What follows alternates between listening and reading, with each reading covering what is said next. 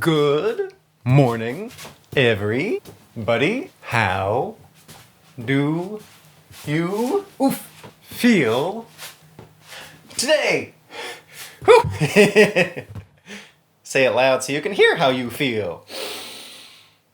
Thank you for saying how you feel. My name is Mr. Channing. Would you like to read a book with me today? I've got a book I'd like to read with you. This book is called 1, 2, 3. Ed Roberts, Champion of Disability Rights. Written by Diana Pastora Carson. Drawings by Patrick William Connally. Published by Dog Ear. Ed Roberts was a very brave man. He was a hero. He saw when things weren't fair, when people weren't getting treated like they matter, and he did something about it. And here on the first page, it says, dedicated to all the heroes of the disability rights movement and those who continue to embrace diversity and support life quality. And here, this is someone sitting at a desk, and it says, we have nothing to fear but fear itself. That's Franklin Delano Roosevelt, a president with disabilities. Did you know that there was a president of the United States who used a wheelchair? It's true. Right here in the middle, I see someone laying on the floor of their living room next to the couch. And all around them I see a dragon, and the dragon's holding a pearl in its mouth. Do you think that's a pearl of wisdom? Ed Roberts was 14 years old, when it suddenly seemed that he would never go to college, get a job, or get married. Doctors made it seem that way. It wasn't because Ed had done anything wrong. It was simply because he now had a disability. So we're going to learn more about what a disability is here in just a minute, but how would you feel if suddenly grown-ups in your life were telling you that you were never going to be able to do all these things? You think Ed believed them? Let's find out. Ed Roberts hadn't always been disabled. From birth, he was an active boy. He could run before he was even a year old. He enjoyed organizing football and baseball games at the park across the street from his house. Ed was better in sports than anything else. So, who do you see here? Is that Ed? There's Ed playing baseball. Hitting the ball. Oh, the ball's going toward us. Have you seen a flower like this around? Is that a dandelion? When all the seeds get all white and puffy, when you blow on them, they blow away in the wind. But a virus called polio took away his ability to walk, run, and play like he had before. You might have heard a lot about viruses recently. You know, a virus is a kind of germ that can get spread from person to person. And do you know one of the best ways to fight viruses? There's vaccines. In fact, you might have never heard of the disease called polio. You know why? Because when you were a baby, you got vaccinated for it. So you don't have to worry about catching it. You probably don't even remember getting that shot because you were so little. But when Ed was a kid, that vaccine was not invented yet. So Ed and a lot of other people got polio, and it did things to their bodies that couldn't be changed back. Polio took away their ability for their brain to tell their muscles, to tell their lungs what to do. So they used a machine instead. That's right. And this machine was huge. It was very heavy. We're going to read later it weighed 800 pounds. And you just lay inside of it. And it moves your lungs for you so that you can breathe and you can stay alive. Ed couldn't even breathe on his own. For 18 hours a day, a device called an iron lung, one of these big cylinders that you see here, forced air into his lungs to help him breathe. Many people thought of Ed as a vegetable because of what he could no longer do. Let me tell you right now, vegetable is a really mean name to call someone. So they thought that because he couldn't move as much as other people, they thought that he wasn't even a person anymore. Is that fair? Absolutely not. Do you think that made Ed feel good? No, I bet it didn't. They've got a mirror up above them. And it's tilted out, so when someone like a nurse or a friend, comes to see them, they can look up and see that other person's reflection. Oh, that's a very nice invention. Here's Ed in a wheelchair getting into a car. I see a big crowd of people there too. And I see a star shooting through the sky. A star using a wheelchair. And I see flowers blooming, and I see a frog hiding under a leaf. And I see someone, looks like someone graduating from a school. Now, the book says, Ed spent more than a year in hospitals before being able to go home. Oh my goodness. A year away from home in a hospital? Can you imagine that? His iron lung went home with him. So he had to take that huge thing back into his house.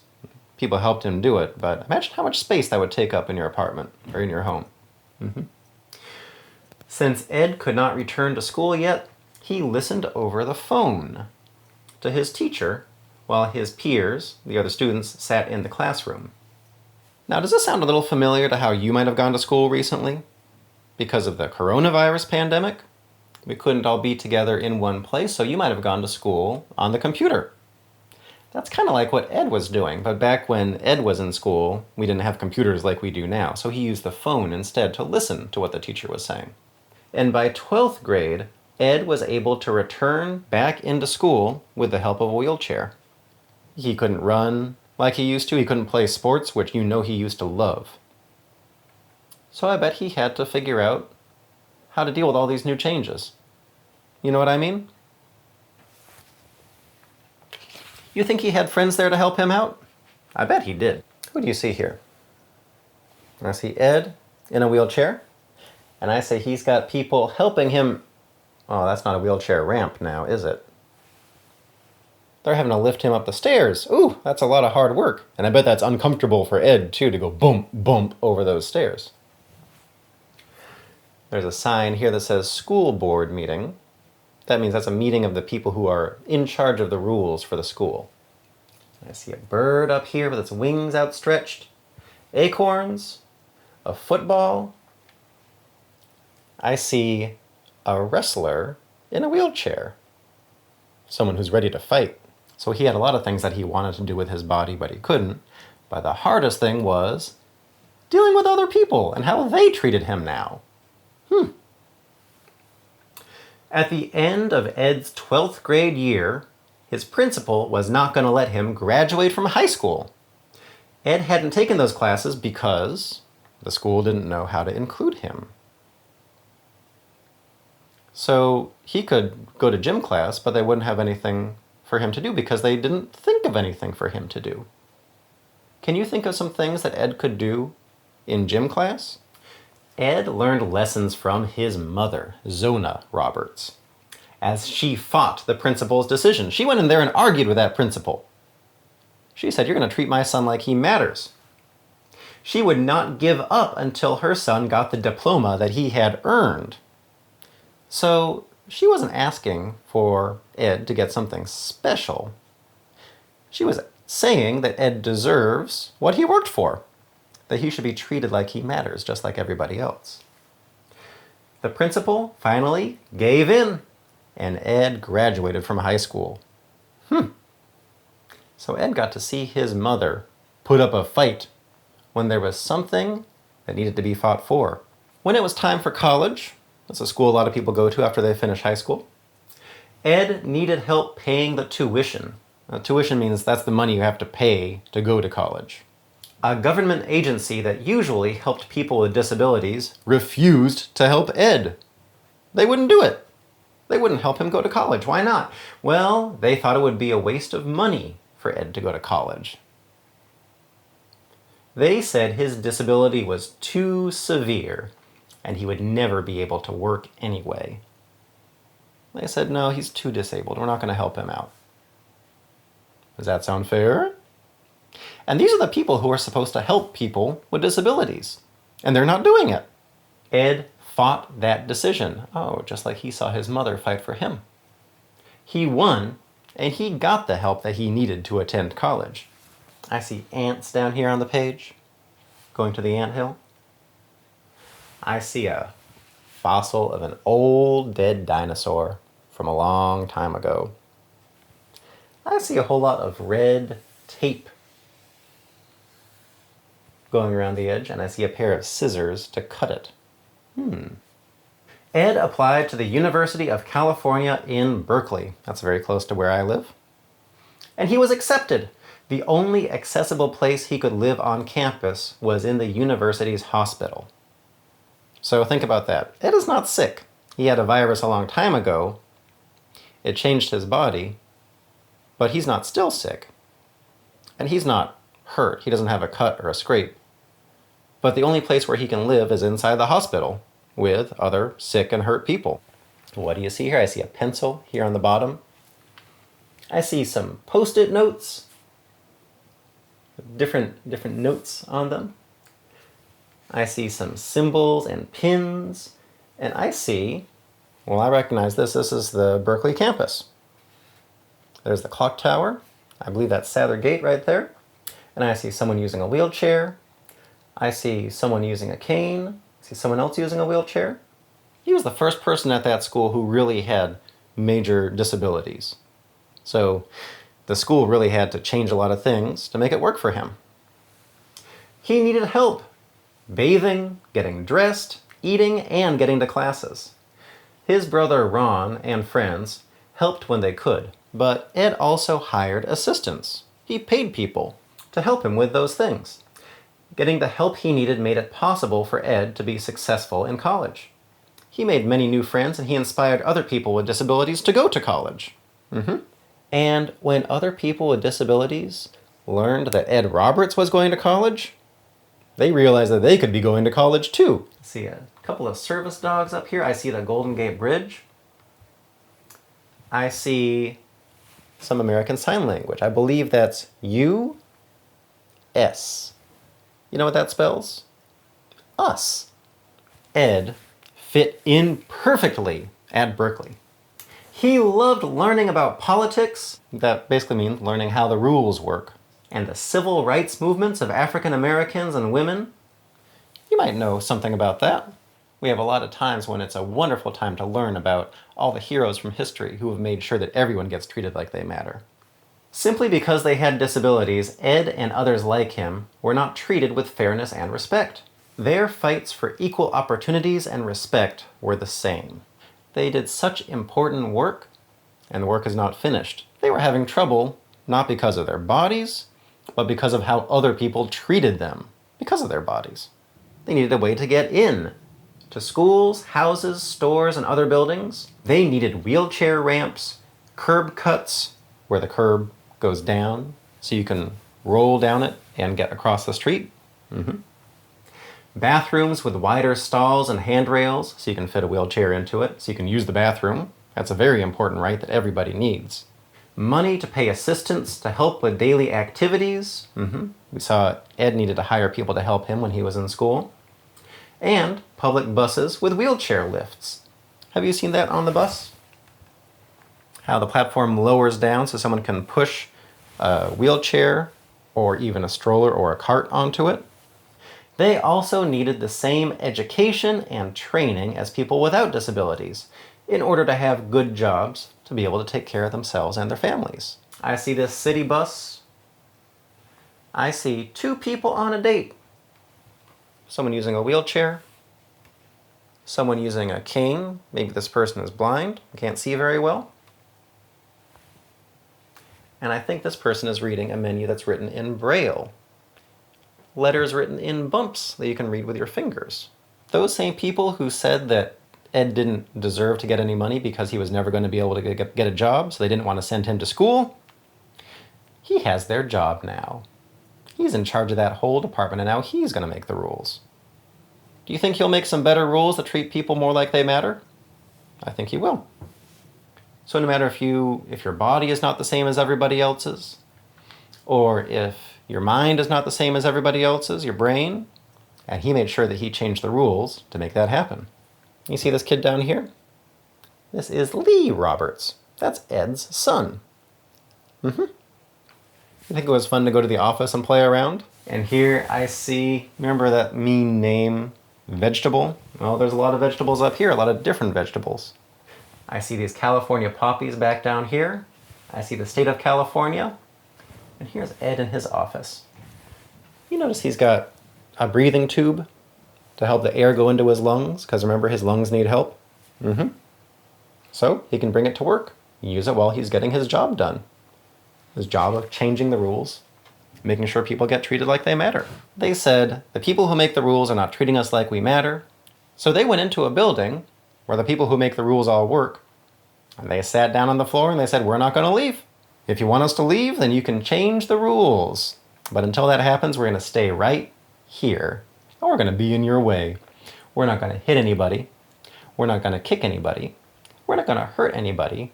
But we're not going to leave until you treat us like we matter. This is the same kind of thing that people like Dr. Martin Luther King and Rosa Parks did, called non-violence. So Ed learned a lot from those other people, from those other heroes from history. Is this a service dog? No, it's a service bear. The California bear. That's right. Ed was fighting for California to treat people, treat everyone like they mattered. So we have a lot of California things on this page. We are no longer asking for charity. We are demanding our rights. We're asking for what belongs to us because we matter. And who do you see here? I see some people with disabilities here in the front row, and in the next row, and in the next row, and in the next row, and the next row, the next row, the next row, the next row. Look at that. Millions of people. We don't always know who has a disability based on just what they look like. I've had problems in my life with my mental health. Sometimes my brain has told me things that are not true. It's a mental health problem that I have. And I'm very lucky that I have friends and family and doctors who've worked to help me out and give me what I need to make sure that I can deal with my mental health. And up here I see the Statue of Liberty. She's using a special wheelchair. She's using a racing wheelchair. You can tell because it has the wheels slanted out like that, so it goes extra fast. And here's Ed. We haven't really seen a close-up drawing of him yet in this book. See, he's got a beard. He's got this tube to help him breathe. In his wheelchair, he has a strap, almost like a seatbelt, to keep him in place. Because remember, he can't move his muscles. So this holds him up, keeps him safe. Just like the seatbelt in the car. The Americans with Disabilities Act and other laws, other rules that affect everybody in the country, made sure that new buses are equipped with wheelchair lifts, sidewalks have curb cuts, public buildings have ramps, children and adults with disabilities attend the same schools as non-disabled students, and more money is used to help people with disabilities to be independent citizens throughout their lives, to live their own lives in their own homes. Ed wanted people all over the world to enjoy the same rights as Americans. When you open up an artichoke, there's a little secret about artichokes that not everybody knows. An artichoke is a flower. And when it blooms, it's beautiful and purple on the inside. There's a quote from him. He says, "They told me I'd be nothing but a vegetable. Here I am, an artichoke. I choose to be an artichoke, all prickly on the outside, with a big, tender heart." The end. That was a big book with a lot of complicated things in it. I hope you enjoyed it. It took me a long time to even hear about Ed Roberts. I know there are a lot of other heroes that I haven't heard of yet. We need more heroes who are going to work together. We're going to find out where those unfair rules are, figure out how to change them. If you like this book, I have one other book recommendation for you, which is a book I don't see on many lists, but I have a copy and I love it. It's called Black Disabled Art History 101 by Leroy F. Moore, Jr. Leroy lives in the East Bay. He's local. He is an artist, and he himself is disabled. And he put together this wonderful book that is pages after pages of people with who paint, people who make music, people who make art, poets, dancers, actors, and they're all black people who have disabilities. And if you pick up a copy of this book, you're going to find 5 of your new favorite artists, I bet. And because of people like Ed Roberts and Leroy Moore and other heroes, I know that no matter what's happening with my mental health or with my physical health, I know that I matter. And if anyone treats me like I don't matter, I have the right to fight, to show that I matter, and to get treated like it. And I know that you matter too. Thank you so much for reading this book with me. I will see you next time. Bye-bye.